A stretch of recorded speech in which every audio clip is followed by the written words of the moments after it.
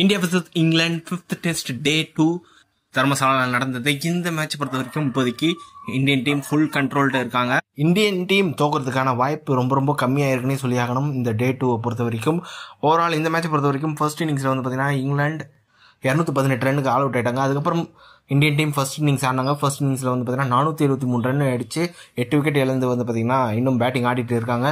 Indian டீமை பொறுத்த வரைக்கும் அதிகபட்சமாக சுப்மன் கில் 110 ரன், அதுக்கப்புறம் ரோஹித் சர்மா ஒரு 103 ரன், ரெண்டு பேருமே வந்து பார்த்தீங்கன்னா செஞ்சுரி அடிச்சு அவுட் ஆயிட்டாங்க. அதுக்கப்புறம் வந்து பார்த்தீங்கன்னா படிக்கல், சஃப்ராஸ் கான் இவங்க ரெண்டு பேர்கிட்டே ஒரு பார்ட்னர்ஷிப். படிக்கல் ஒரு 65, அவரோட மெயின் 50 டெஸ்ட் கிரிக்கெட்டை பொறுத்த வரைக்கும். சஃப்ராஸ் கான் அவரோட 3rd 50 அடிச்சிருந்தாரு. இந்த மேட்சை பொறுத்த வரைக்கும் ரெண்டு பேருமே வந்து பார்த்தீங்கன்னா 50 அடிச்சு நல்லா செட்டில் ஆகி அதுக்கப்புறம் அவுட் ஆயிட்டாங்க.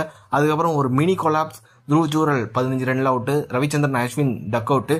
அதுக்கப்புறம் வந்து பார்த்தீங்கன்னா குல்தீப் யாதவும் ஜஸ்பிரீத் பும்ராவும் வந்து பார்த்தீங்கன்னா இந்தியன் டீமை வந்து பார்த்தீங்கன்னா இந்த ஒரு லீடை இன்னும் வலுப்படுத்திட்டு இருக்காங்க. ரெண்டு பேருமே வந்து பார்த்தீங்கன்னா இன்னும் நாட் அவுட் பேட்ஸ்மேனாக தான் இருக்காங்க. டே 3 பொறுத்த வரைக்கும் அவங்க வந்து பார்த்தீங்கன்னா ஸ்டார்ட் பண்ணுவாங்க டே 3. குல்தீப் யாதவ் இந்த டெஸ்ட் மேட்ச் மட்டும் இல்லாமல் வந்து பார்த்தீங்கன்னா இந்த ஒரு சீரீஸில் அவர் எப்போல்லாம் பேட்டிங் வராரோ அப்போல்லாம் அவரோட டிஃபென்சிவ் டெக்னிக்கை வந்து பார்த்தீங்கன்னா சூப்பராக வந்து எக்ஸ்ப்ளோர் பண்ணுறாரு. 27 ரன் வந்து பார்த்தீங்கன்னா அடிச்சிருக்காரு. பும்ராவும் வந்து பார்த்தீங்கன்னா இங்கிலாந்து அகைன்ஸ்டாக அவர் வந்து பார்த்தீங்கன்னா பேட்டிங் ஆட சொன்னால் இன்னைக்கு ஃபுல்லாக விளையாடிட்டு இருப்பார். 55 பால் வந்து பார்த்தீங்கன்னா ஆடி இருக்காரு. 19 ரன் வந்து பார்த்தீங்கன்னா அடிச்சிருக்காரு. ரெண்டு பேருமே வந்து பார்த்தீங்கன்னா 2 பவுண்டரி அடிச்சிருக்காங்க தலா. இங்கிலாந்து டீமை பொறுத்த வரைக்கும் ஷோயப் பசீருக்கு மட்டும் தான் சக்ஸஸ் கிடைச்சது. அவர் 4 விக்கெட் எடுத்திருந்தாரு. ஹார்ட்லி வந்து பார்த்தீங்கன்னா 2 விக்கெட் எடுத்திருந்தாரு. மற்றபடி வந்து பார்த்தீங்கன்னா ஜேம்ஸ் ஆண்டர்சனுக்கு ஒரு விக்கெட், பென் ஸ்டோக்ஸுக்கு ஒரு விக்கெட். ரொம்ப நாள் கழிச்சு போலிங் போட்ட பென் ஸ்டோக்ஸ் வந்து பார்த்தீங்கன்னா ஃபர்ஸ்ட் பாலே ரோஹித் சர்மா விக்கெட் எடுத்தாரு. ரோஹித் சர்மாவும் சுப்மன் கில்லும் வந்து பார்த்தீங்கன்னா பேக் டு பேக் அவுட் ஆகும்போது இந்தியன் டீமுக்கு வந்து பார்த்தீங்கன்னா ஒரு ரெட் லைட் எரிஞ்சது. கொஞ்சம் வந்து பார்த்தீங்கன்னா டேஞ்சர் சைடை நோக்கி போனாங்க இந்தியன் டீம். ஆனால் வந்து பார்த்தீங்கன்னா எக்ஸ்பீரியன்ஸே இல்லாத சஃப்ராஸ் கான், அதுக்கப்புறம் வந்து பார்த்தீங்கன்னா படிக்கல் ரெண்டு பேருமே டீசெண்டாக விளையாடி இந்தியன் டீமை வந்து பார்த்தீங்கன்னா அந்த ஒரு லீடை நல்லா வந்து பார்த்தீங்கன்னா ஒரு வலுவான இடத்துக்கு கொண்டு போனாங்க.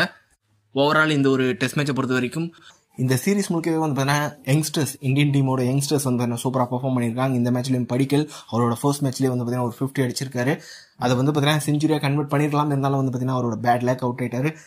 பட்டித்தர இடத்துல தான் வந்து பார்த்தீங்கன்னா படிக்கல் விளையாடினாரு. பட்டித்தர் வந்து பார்த்தீங்கன்னா கொஞ்சம் வந்து பார்த்தீங்கன்னா ஃபெயில் ஆனார்.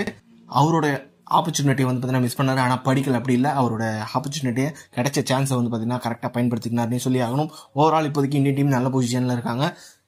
இந்தியன் டீம் 255 ரன் லீடில் இருக்காங்க. இன்னும் வந்து பார்த்தீங்கன்னா எவ்வளோ ஆட் பண்ணுறதுக்கான வாய்ப்பு இருக்குது அப்படின்றது தெரியல. ஏன்னா ரெண்டு பேருமே வந்து பியூர் பேட்ஸ்மேன்ஸ் கிடையாது. எப்போ வேணாலும் அவுட் ஆகலாம். இருந்தாலும் அவங்க அடிக்கிற ரன்ஸ்லாம் நம்மளுக்கு போனஸ் தான். இப்போதைக்கு இந்தியன் டீம் 473 ரன்ல இருக்காங்க.